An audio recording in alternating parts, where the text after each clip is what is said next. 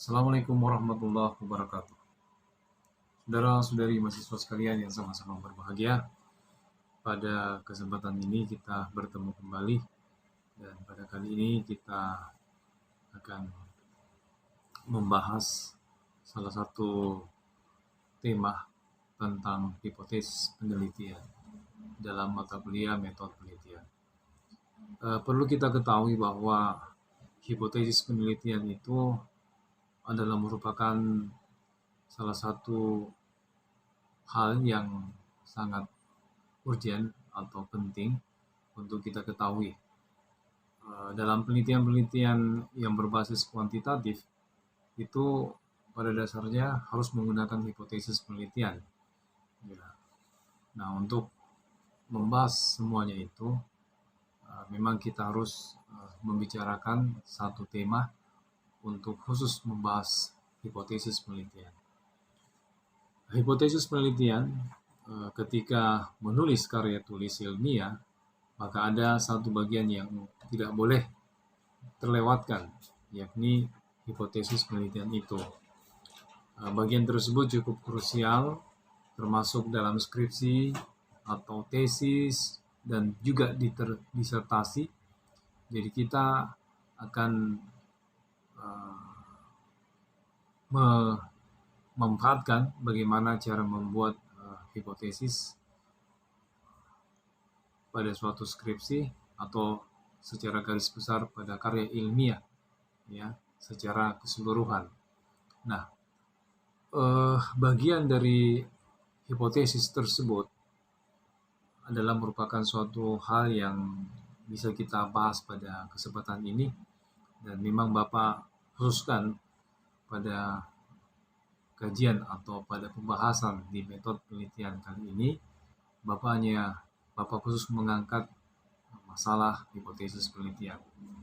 Saudara-saudari mahasiswa sekalian yang sama-sama berbahagia, kalau melihat dari definisi hipotesis penelitian, secara singkat dan sederhana, hipotesis penelitian adalah dugaan sementara.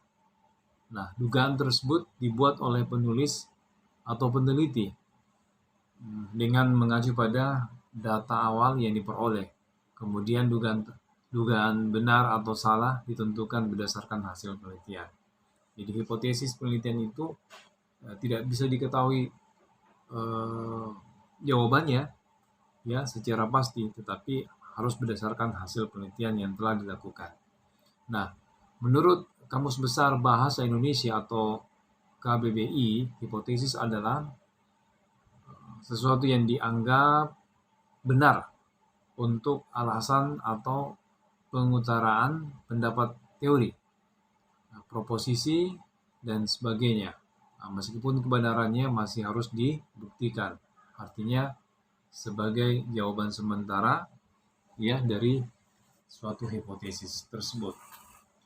Nah, sementara itu kalau kita melihat secara lebih jauh berdasarkan literasi atau literatur yang kita telah miliki, pengertian hipotesis itu berdasarkan beberapa ahli ternyata ada klasifikasi atau ciri-ciri tersendiri dari hipotesis yang diartikan.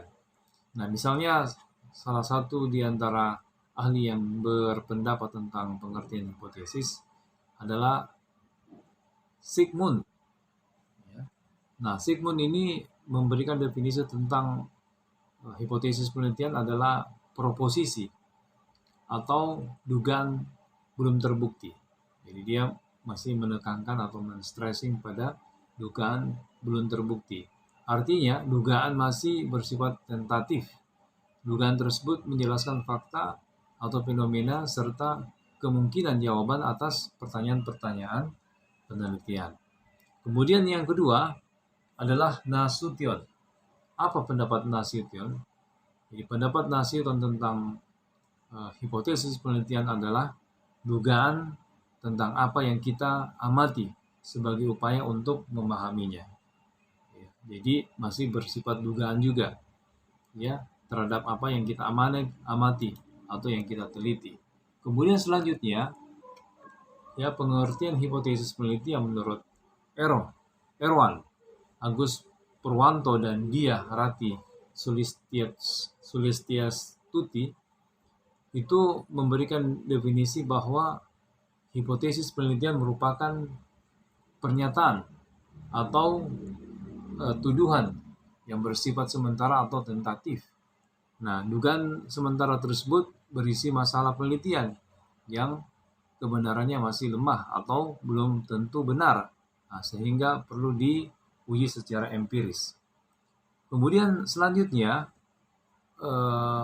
menurut Mundirlarso, bahwa hipotesis penelitian itu dirumuskan berdasarkan teori, dugaan pengalaman pribadi atau orang lain, ya, kesan umum, kesimpulan yang bersifat masih sangat lemah. Ya, jadi hipotesis dapat diartikan pula sebagai pernyataan keadaan populasi yang akan diverifikasi menggunakan data atau informasi yang dikumpulkan melalui sampel.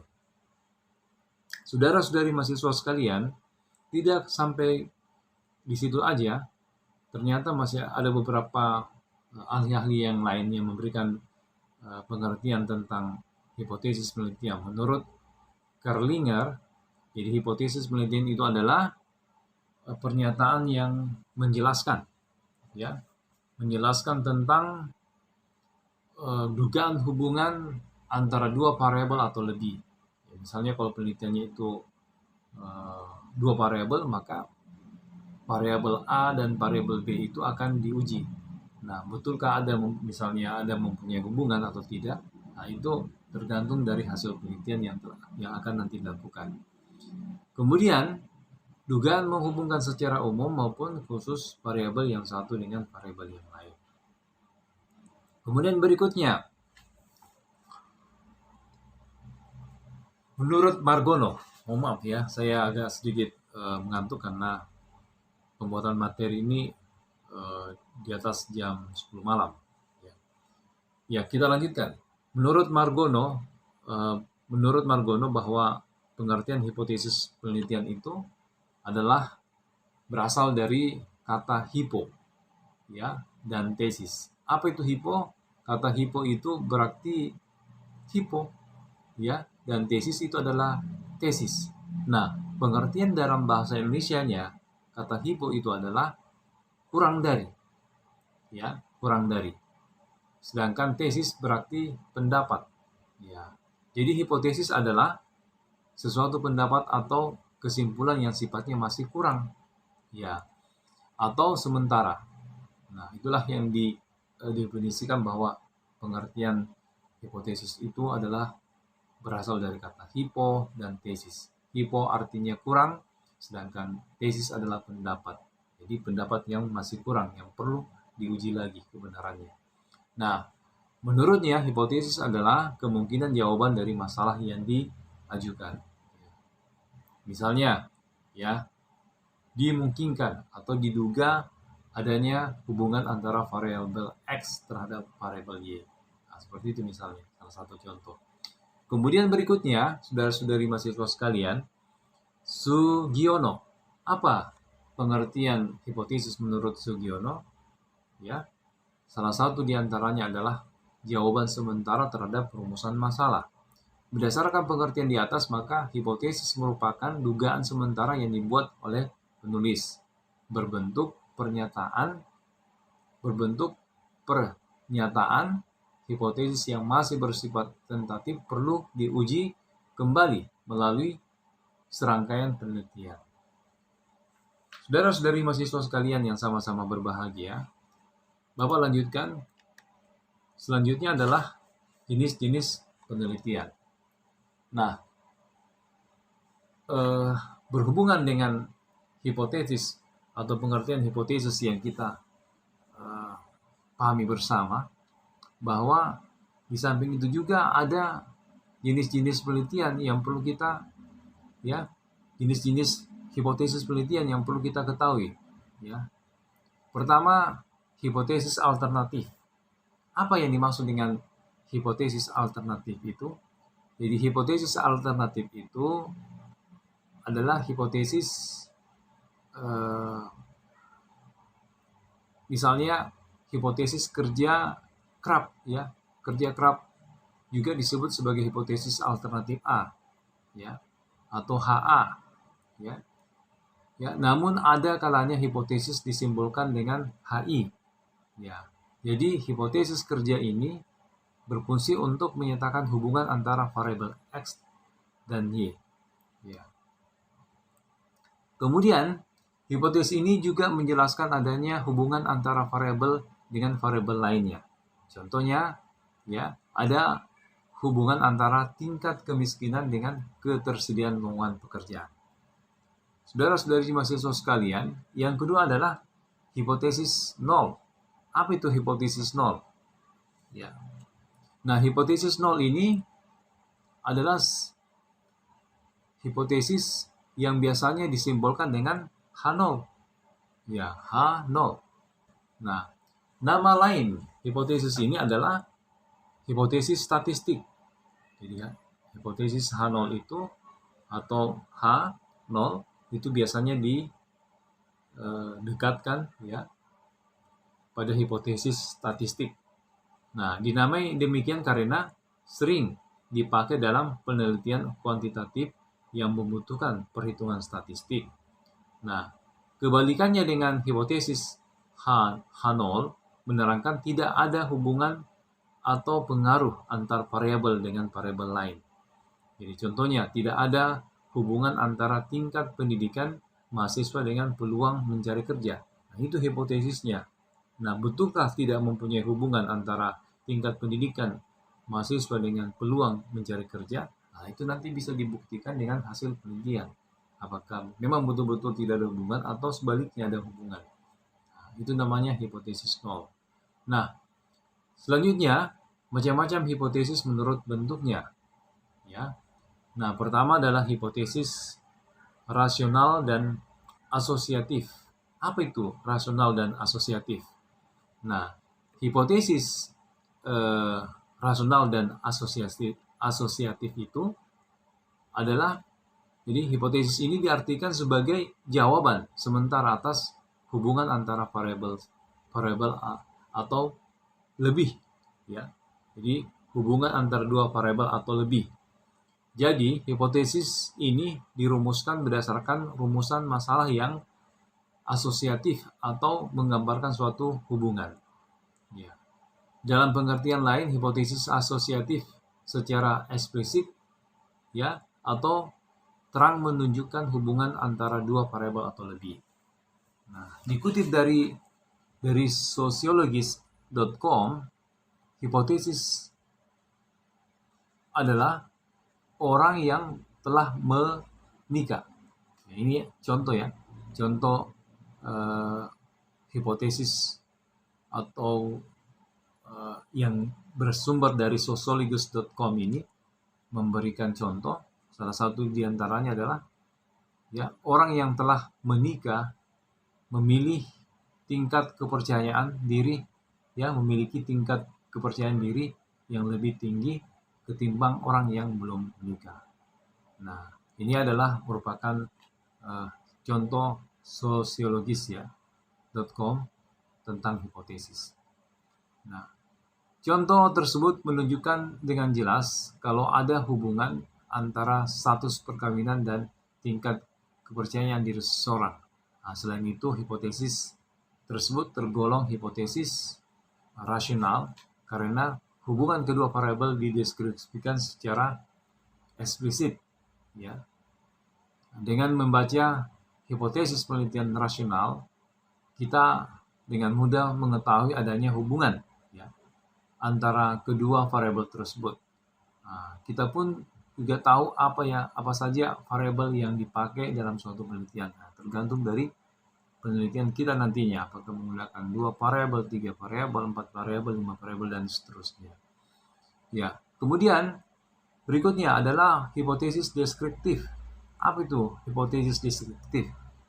Ya, hipotesis deskriptif itu berbeda dengan hipotesis asosiatif.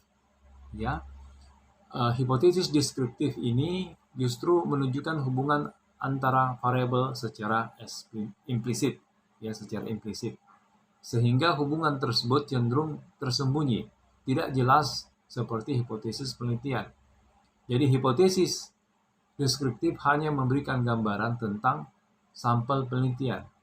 Nah, contohnya misalnya, setengah penduduk Pulau Jawa adalah petani.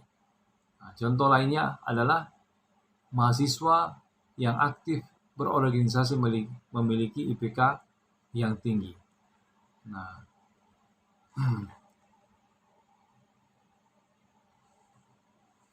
ya. Kemudian diambil dari sociologist.com juga, pada contoh pertama, variabel penelitian yang ditemukan yakni jumlah penduduk dan pekerjaan. Ya, dan sementara itu variabel dari contoh kedua adalah tingkat keaktifan berorganisasi dan IPK. Nah, ini adalah merupakan salah satu contoh hipotesis deskriptif. Jadi bersifat menggambarkan, ya, dan ada perbedaan antara hipotesis asosiatif dan hipotesis deskriptif, ya. Kemudian selanjutnya kita beralih pada hipotesis komparatif. Apa itu definisi dari hipotesis komparatif? Nah, macam hipotesis yang terakhir, hipotesis komparatif ini, menurut Sugiono, ya, hipotesis komparatif adalah pernyataan yang menunjukkan dugaan nilai dalam suatu variabel atau lebih pada sampel yang berbeda. Nah, sedangkan menurut Ridwan, ya, hipotesis komparatif dirumuskan untuk memberikan jawaban pada permasalahan yang bersifat membedakan. Nah, secara ringkas, hipotesis komparatif adalah dugaan tentatif dari rumusan masalah yang komparatif. Artinya variabelnya sama, hanya saja populasi, sampel, dan keadaan yang berbeda. Saudara-saudari mahasiswa sekalian, selanjutnya kita beralih pada contoh berdasarkan bentuknya. Jadi contoh hipotesis berdasarkan bentuknya. Nah, hipotesis asosiatif. Nah, rumusan masalah asosiatif ini adalah hubungan yang signifikan antara tinggi badan dengan apa? Dengan barang yang terjual. Jadi tinggi badan dengan barang yang terjual.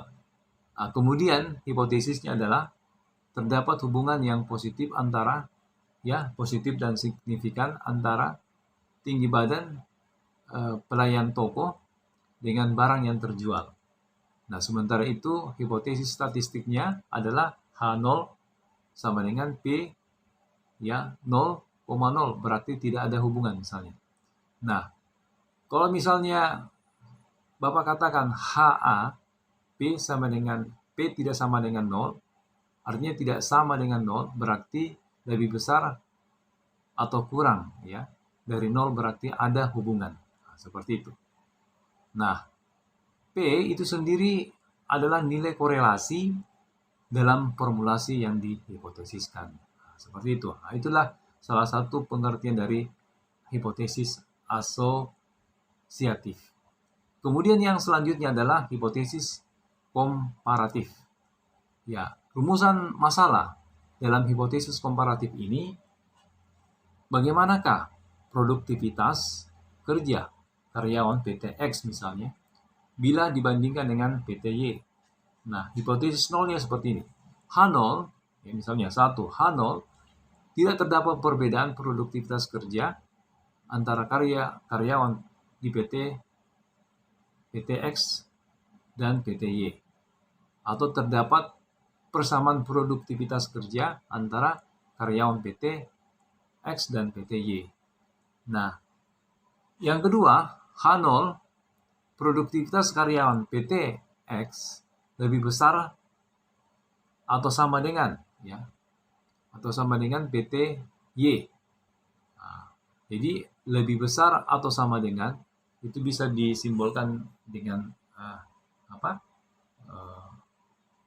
5 terbalik, ya, 5 terbalik. Ya. Nah, ketiga, H0 misalnya, produktivitas. Ya, karyawan PT X lebih kecil atau sama dengan ya, lebih kecil atau sama dengan berarti ujungnya di depan kalau lebih kecil ya. Kemudian garis 1 itu artinya lebih kecil atau sama dengan PT Y ya.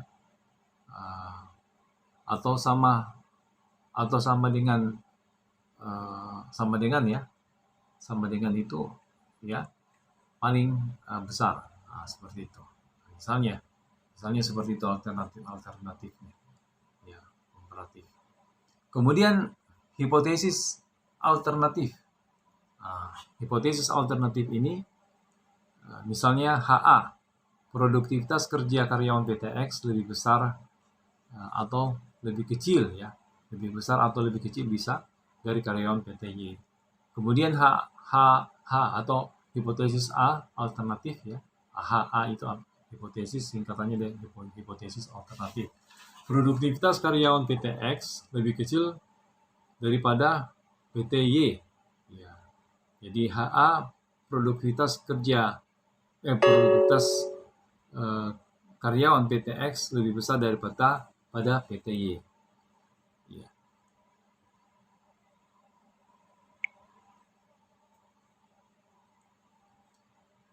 Saudara-saudari mahasiswa sekalian yang sama-sama berbahagia, kemudian yang berikutnya adalah hipotesis deskriptif. Apa itu hipotesis deskriptif? Nah, hipotesis deskriptif ini misalnya rumusan masalah deskriptif berapa daya tahan lampu pijar merek X. Nah, itu bisa kita berawal dari rumusan masalah, kemudian dibuatkan hipotesis deskriptifnya daya tahan lampu pijar merek X itu 600 jam. Nah, itu adalah merupakan salah satu bentuk hipotesis deskriptif. Kemudian H0 karena daya tahan lampu yang ada pada sampel diharapkan tidak berbeda secara signifikan dengan daya tahan lampu yang ada pada populasi. Nah, hipotesis alternatifnya adalah daya tahan lampu pijar merek X tidak sama 600 jam. Ini tidak sama dengan ini bisa berarti lebih besar atau lebih kecil dari 600 jam. Nah, kemudian yang berikutnya, hipotesis statistik hanya ada bila berdasarkan data sampel. Misalnya H0 ya sama dengan U ya, H0 sama dengan U sama dengan 600 jam. Kemudian HA sama dengan U tidak sama dengan 600 jam. Ya. Saudara-saudari mahasiswa sekalian, kalau U di sini adalah nilai rata-rata populasi yang dihipotesiskan atau ditaksir melalui sampel. Ya. Saudara-saudari sekalian yang sama-sama berbahagia, disitulah ya untuk sementara dulu kita mempelajari masalah hipotesis penelitian. Dari apa yang Bapak telah sampaikan, saya yakin sudah lengkap dan tinggal kita yang menerapkan dalam kertas kerja kita nanti ya, untuk bisa melihat secara lebih jauh. Nah, pas ketika Anda juga akan melakukan penelitian, membuat proposal dan menyusun proposal ya, itu pada dasarnya sudah merupakan ya makanan kita untuk bisa mencoba dan menerapkan ke dalam proposal kita, khususnya pada kajian tentang hipotesis penelitian. Dan hipotesis penelitian sekali lagi hanya ada pada penelitian yang berbasis kuantitatif, tidak ada dalam penelitian kualitatif. Ya. Nah, kalau dalam penelitian kualitatif itu hanya berdasar kepada ruang lingkup masalah, rumusan masalah. Ya, itu aja. Sedangkan kalau di penelitian kuantitatif, nah selain ruang lingkup masalah, kemudian rumusan masalah, ada juga hipotesis penelitian yang nanti biasanya dibahas pada akhir bab kedua ya di tinjauan pustaka. Ya. Demikian saya akhiri atau Bapak akhiri ya, dan Semoga semuanya selalu berada dalam kondisi sehat walafiat, ya, dan tidak kurang suatu apa. Billahi taufiq wal hidayah. Wassalamualaikum warahmatullahi wabarakatuh.